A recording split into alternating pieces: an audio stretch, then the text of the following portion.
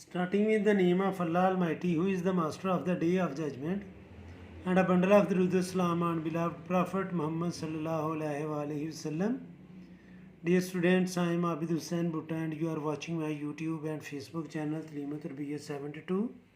And in this video, I am going to solve question number 8 of exercise 9C of New Syllabus Mathematics D3. And the statement of the question is, in the figure a cuboid has a horizontal base EFGH. EFGH is a horizontal base, ये ground के ऊपर इसका base है. Where HG ये हमें given है 15 centimetre, GF 8 centimetre और इसकी हाइट जो है FB या GF 8 सेंटीमीटर है और BF जो है वो 7 सेंटीमीटर है. और ये B पर एक पॉइंट है X जिसका B से डिस्टेंस है 4 सेंटीमीटर. तो इसमें हमने फाइंड करना है एंगल CEG, यानी कि अगर हम C को E से ज्वाइन करें और E को G से ज्वाइन करें तो ये एंगल हमने फाइंड करना है. और दूसरा एंगल हमने फाइंड करना है कि अगर हम G को X से ज्वाइन करें और X को F से ज्वाइन करें तो ये जो एंगल बनेगा स्टूडेंट्स, हमने ये भी फाइंड करना है. तो चलिए इसको सॉल्व करते हैं. डायग्राम मैं ऑलरेडी बना चुका हूँ, तो उम्मीद है कि आपको समझ आएगी. फिर भी अगर कोई कन्फ्यूजन हुई तो स्टूडेंट्स आप ज़रूर पूछिएगा. ये स्टूडेंट्स हमारे पास डायग्राम है जो मैं ऑलरेडी डिस्कस कर चुका हूँ. अगर हमने एंगल CEG फाइंड करना है, यानी कि CG तो हमारे पास है स्टूडेंट 7 सेंटीमीटर. सबसे पहले हम EG फाइंड करेंगे, यानी कि जो डायगोनल है इस क्यूबॉइड का. तो डायगोनल फाइंड करने के लिए स्टूडेंट्स हमारे पास बेस भी है, परपेंडिकुलर भी है, तो हमने हाइपोटेन्यूज फाइंड करना है.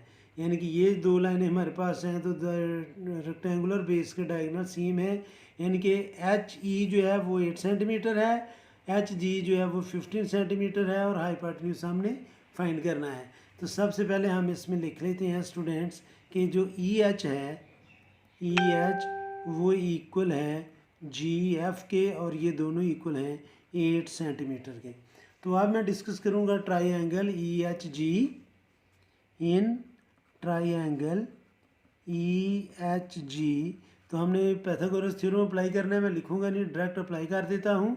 ये आएगा स्टूडेंट्स हाइपोटेन्यूज है इसमें EG, तो ये आएगा EG square is equal to perpendicular है HE और HE की वैल्यू है 8, तो ये आएगा 8 स्क्वायर प्लस HG जो है वो है 15 जो बेस है, तो ये आ जाएगा 15 स्क्वायर. अब स्टूडेंट्स चूँकि हमने EG की वैल्यू फाइंड करनी है तो EG स्क्वायर ऐसे ही आएगा इज इक्वल टू 8 स्क्वायर जो है वो 64 होता है और 15 जो है ये 225 है. तो EG स्क्वायर ये इक्वल आ जाएगा स्टूडेंट 64 प्लस 225, 64 प्लस 225, तो ये है स्टूडेंट्स 289. इसका हम अंडर रूट ले लेंगे तो EG की वैल्यू हमारे पास आएगी, तो मैं लिखूँगा अंडर रूट आंसर, तो ये है 17. तो स्टूडेंट्स EG की वैल्यू हमने फाइंड कर ली है और ये है 17. तो मैं इसको इधर लिख लेता हूँ स्टूडेंट्स, ये है 17 सेंटीमीटर स्क्वायर. अब स्टूडेंट्स आपने गौर करना है कि ये जो ट्राइएंगल है EECG, इसमें ये राइट एंगल है. आपने इस चीज़ को समझना है कि ये हमारे पास एक रेक्टेंगुलर बॉक्स है.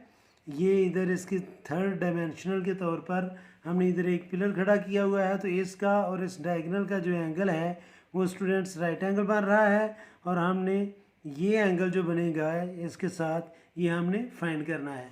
शायद आपको नज़र नहीं आया ये पेंसिल जो मैंने ड्रा खड़ी की थी.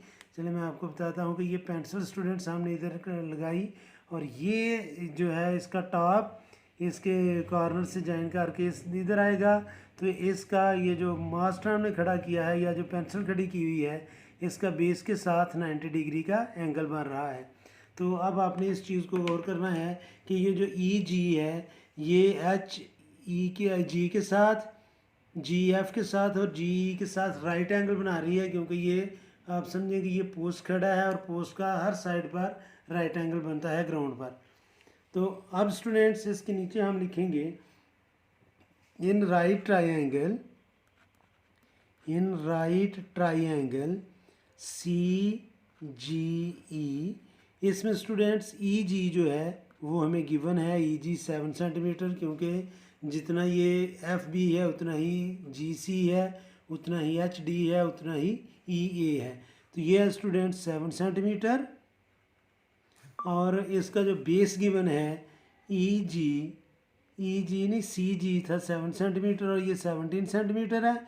तो जो सी जी है वो है स्टूडेंट्स 7 सेंटीमीटर, और हमने थीटा जो है वो फाइंड करना है।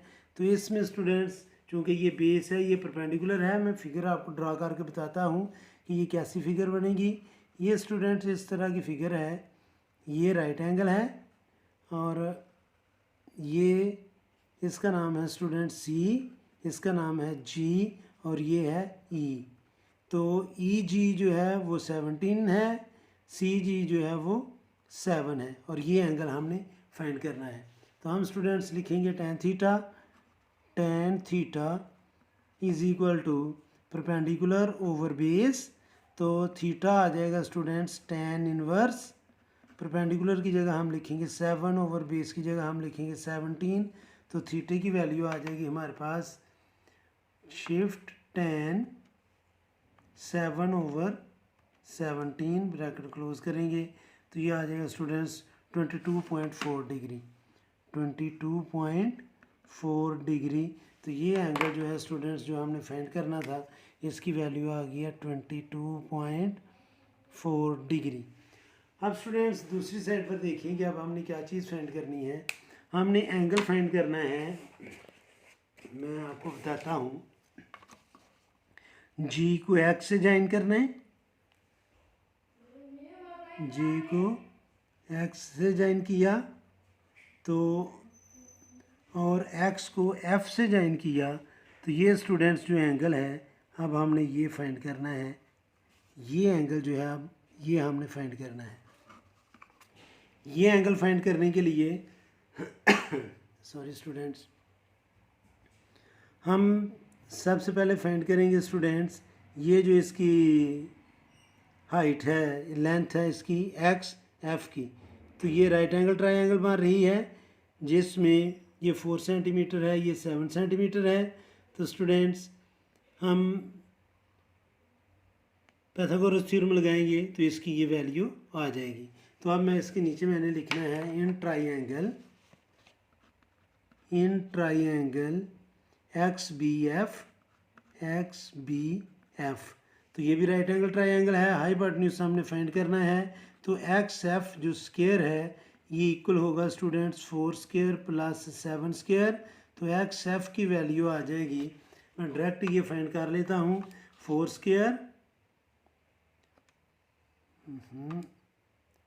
Square plus 7 square equal under root answer. तो ये आ गया स्टूडेंट्स 8.062।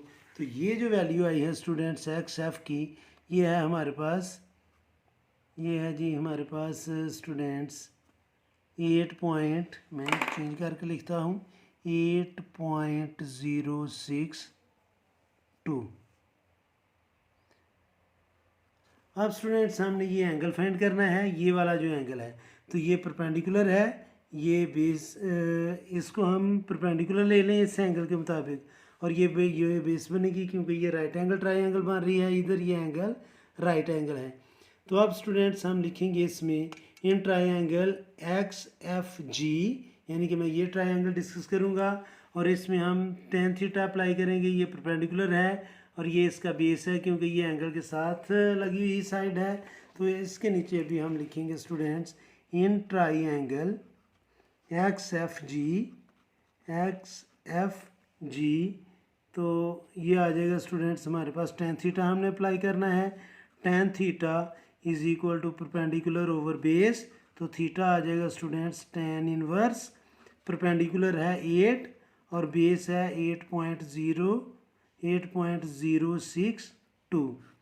तो अब स्टूडेंट्स हम इसकी वैल्यू फाइंड करते हैं कैलकुलेटर से। तो थीटा आ जाएगा हमारे पास tan in shift tan 8 divided by 8.062, bracket close करूँगा मैं, तो ये आंसर आ गया स्टूडेंट्स 44.8 डिग्री, अप्रॉक्सीमेटली इसकी वैल्यू है 44.8 डिग्री।